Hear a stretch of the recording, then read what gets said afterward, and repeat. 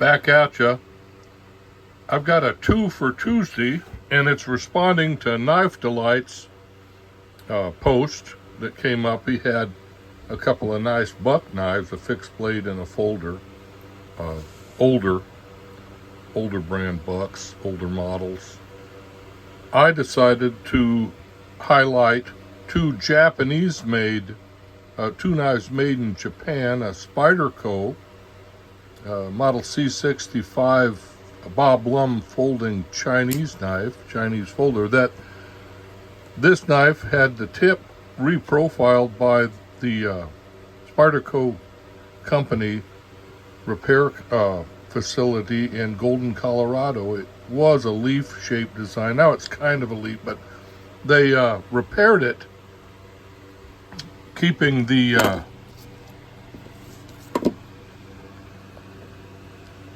being mindful of maintaining the serrated edge, the full serrated edge on the Bob Lum design. And this was from early 2000s, maybe 2001. I bought that and used it. It was a user for my welding business, and it did good service, but I broke the tip off the end and I had it reprofiled. I've got a photo of this at the beginning of this video of this with when the tip was broken. I had it modified. I had this repaired a year ago, approximately a year ago, by the Spyderco facility. And this knife is a Parker Company knife with a damaged sheath, but it also had a 1/2 inch of the tip snapped off, the dagger. This is a boot knife, boot dagger, and I reprofiled it in my weld shop. This is 40 years old, maybe more. Parker cut boot knife. They call it a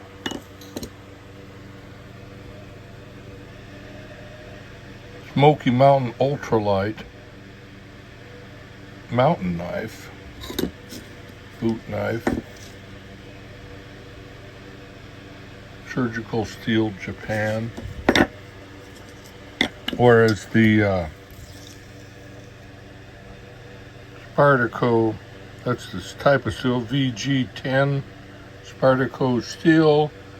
It was serialized number 837, Bob Lum Chinese folder knife. This is my favorite knife. Typically I remove the pocket clips, the carry clips, on every knife I buy. But this one I kept on because the way it, well, one reason I love the knife. I didn't want to change it at all, and I used it daily. The pocket clip usually impedes the way my hand grips the knife. But because of the arc of the handle, arch in the handle, the pocket clip fits into the grooves, finger grooves, and it doesn't impede the hold or wielding of the knife.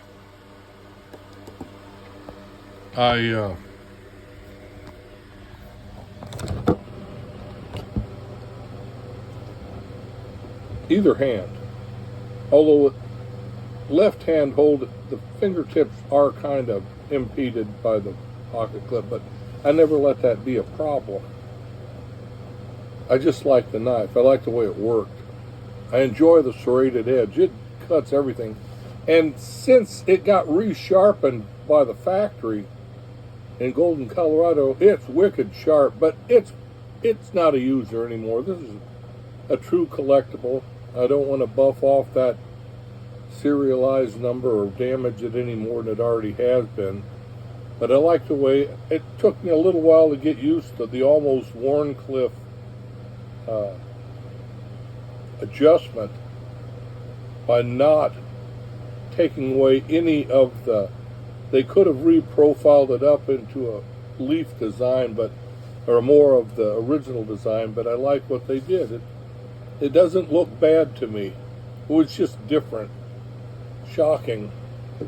that my knife had been reworked.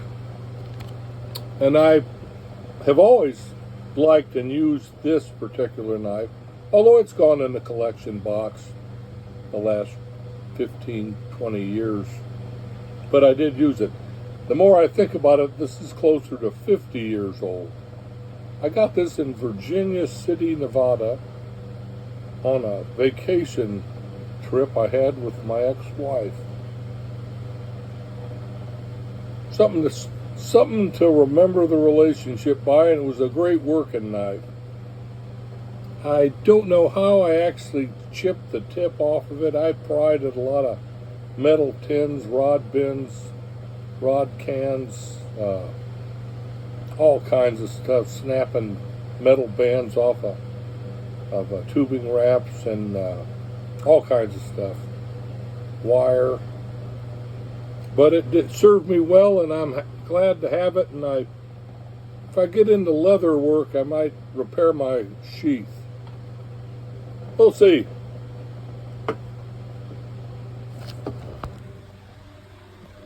So that's my 2 for Tuesday. Knives made in Japan. A fixed blade Parker Company dagger, boot dagger, and a Bob Lum